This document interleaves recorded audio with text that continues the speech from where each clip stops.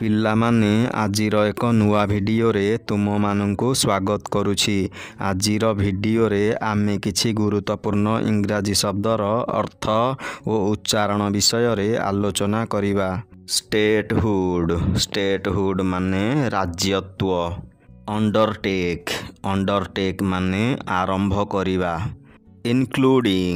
Including ମାନେ ସମେତ ବା ଅନ୍ତର୍ଗତ। ଏକ୍ସକ୍ଲୁସିଭ ମାନେ ବିଶିଷ୍ଟ ବା ପ୍ରତିଷ୍ଠିତ। ଇନଫ୍ଲୁଏନ୍ସ ମାନେ ପ୍ରଭାବ। ଇମ୍ପୋର୍ଟାଣ୍ଟ ମାନେ ଗୁରୁତ୍ୱପୂର୍ଣ୍ଣ। ସେନ୍ସିଟିଭ ମାନେ ସମ୍ବେଦନଶୀଳ। ପଲ୍ୟୁସନ ମାନେ ପ୍ରଦୂଷଣ। ଆଡଭେଞ୍ଚର ମାନେ ସାହସିକ କାର୍ଯ୍ୟ। ୟଷ୍ଟରଡେ ମାନେ ଗତକାଲି। ଏଜୁକେସନ ମାନେ ଶିକ୍ଷା। ଲିଟରେଚର ମାନେ ସାହିତ୍ୟ। ସିଚୁଏସନ ମାନେ ପରିସ୍ଥିତି। ଗ୍ରେଟଫୁଲ ମାନେ କୃତଜ୍ଞ। ପ୍ରଡକ୍ଟିଭ ମାନେ ଫଳଦାୟକ। କନଫିଡେଣ୍ଟ ମାନେ ଆତ୍ମବିଶ୍ୱାସୀ।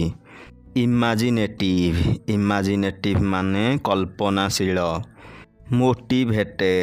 ମୋଟିଭେଟେଡ ମାନେ ପ୍ରେରିତ।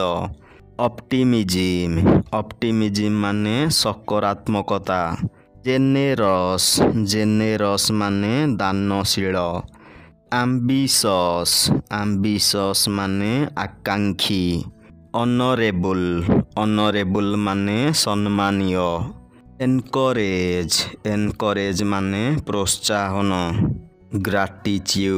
ଗ୍ରାଟିଚ୍ୟୁଡ ମାନେ କୃତଜ୍ଞତା। କୁଇକନେସ୍ ମାନେ ଶୀଘ୍ରତା। ଭାଲ୍ୟୁଏବୁଲ ମାନେ ମୂଲ୍ୟବାନ।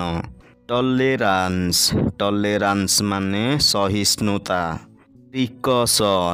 ପ୍ରିକସନ ମାନେ ସାବଧାନତା। ସାକ୍ରିଫାଇସ୍ ମାନେ ବଳିଦାନ। ହେରିଟେଜ ମାନେ ଐତିହ୍ୟ। ପିଲାମାନେ, ଏଠାରେ ଆଜିର ଭିଡ଼ିଓଟି ଶେଷ ହେଉଛି। ଏହିଭଳି ଶିକ୍ଷଣୀୟ ଓ ଗୁରୁତ୍ୱପୂର୍ଣ୍ଣ ଭିଡ଼ିଓ ଦେଖିବା ପାଇଁ ଏହି ଚ୍ୟାନେଲକୁ ସବସ୍କ୍ରାଇବ୍ କରି ପାଖରେ ଥିବା ବେଲ୍ ଆଇକନକୁ ପ୍ରେସ୍ କରିଦିଅ।